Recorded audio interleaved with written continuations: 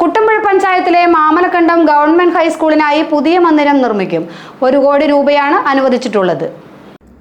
Mamalakandam government ഹൈസ്കൂളിനായി നിർമ്മിക്കുന്ന മന്ദിരത്തിന്റെ ശിലാസ്ഥാപനം ആന്റണി ജോൺ MLA നിർവഹിച്ചു.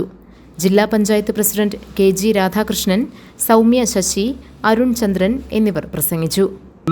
എടുത്തുകൊണ്ട് ഇവിടെ നേരത്തെ സൂചിപ്പിച്ചതുപോലെ അക്കാദമിക് രംഗത്തും മറ്റ് ഇതര പ്രവർത്തനങ്ങളിലുമൊക്കെ മാതൃകയായിട്ടുള്ള ഒരു വിദ്യാലയമാണ്. അതിന് തുടർന്നും എല്ലാവരുടെയും നല്ല സഹകരണവും പ്രസിഡന്റ് സൂചിപ്പിക്കേണ്ടത് അത് വളരെ അടിയന്തരമായി നമ്മൾ ചെയ്യേണ്ട ഒരു കാരണ സ്ഥാപനം എന്നുള്ള നിലയിലും സംസ്ഥാന ഗവൺമെന്റ് എന്നുള്ള നിലയിലുമൊക്കെ കൂടിച്ചേർന്നുള്ള ഏതായാലും ഇവിടെ ഇങ്ങനെ ഒരു പ്രവർത്തനം സാധ്യമാക്കാൻ കഴിഞ്ഞ യഥാർത്ഥത്തിൽ ഒന്നിച്ച് തന്നെ 3-4 കോടി രൂപ അനുവദിപ്പിച്ചതുപോലെ ഏതാണ്ട് 97 സ്കൂളുകൾ നമ്മുടെ ഉപജില്ലയിലുണ്ട്.